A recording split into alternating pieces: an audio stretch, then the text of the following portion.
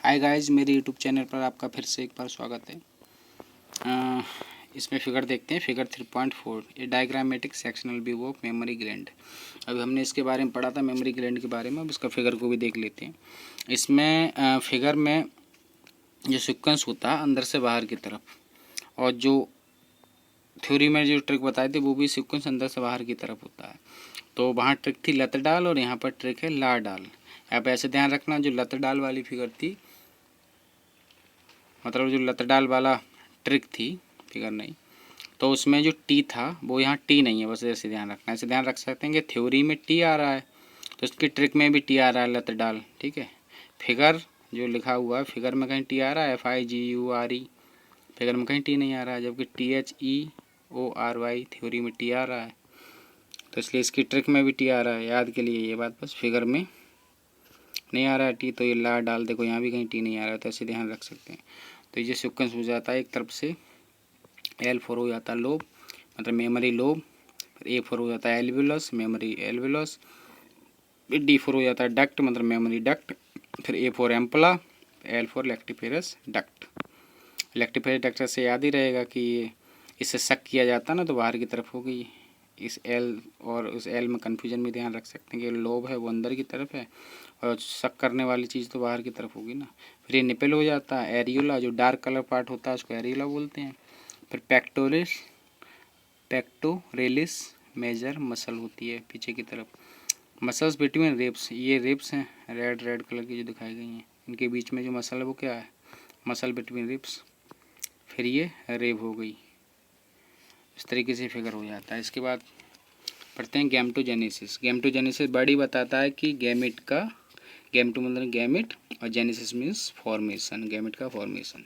The primary sex organ the testis and the male and the ovary in the female produces gamete, gamete को produce करते हैं, that is sperm and ovum respectively by the process called spermatogenesis. Process का नाम क्या होता है, spermatogenesis.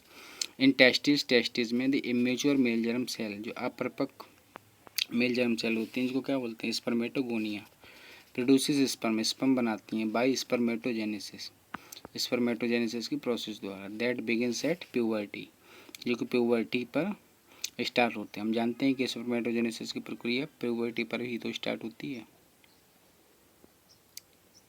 अब यहाँ ये दिमाग ज़्यादा मत लगाना कि इमेच्योर वाली स्पर्म कैसे बनाती हैं, जैसे NCERT ऐसे कहती है, बस याद रखें सब ये, उसके कहने का सेंस ये सही है जो भी है, लाइन से NCERT का बिल्कुल ध्यान रखें, ध्यान रखें बिल्कुल एग्जैक्ट।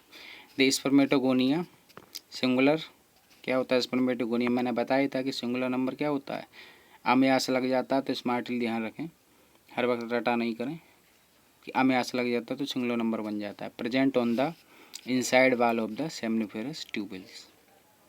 ये आम्यास में ये बता रहा हूँ कि अगर किसी के प्लूरल नंबर में आम्यास लग जाता है तब सिंगुलर नंबर हो जाता है। ऐसा नहीं कि कुछ वर्ड में आम्यास होता ही है ऑलरेडी तो उसको भी तुम सिंगुलर नंबर ऐसे बोलने लगो। Present on the inside wall of the seminiferous tubule, ये बताया ही था।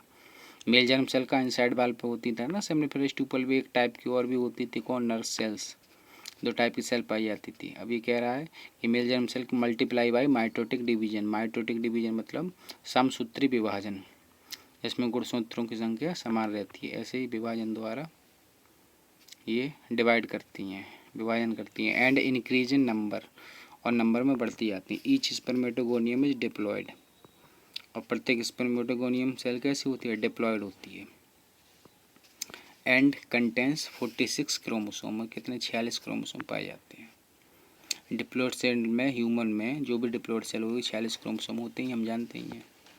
सम ऑफ द स्पर्मेटोगोनिया, कुछ स्पर्मेटोगोनिया कॉल्ड प्राइमरी स्पर्मेटोसाइट, और कुछ स्पर्मेटोगोनिया प्राइमरी स्पर्मेटोसाइट कहलाती है, जो जिनमें क्या होता है, पीरियोडिकली अंडरगोज म्यूसिस, जिसमें पीरियोडिकली क्या होता रहता है, अर्धसूत्री विभाजन होता रहता है। बाकी अगले वीडियो में देखते हैं। बहुत बहुत धन्यवाद।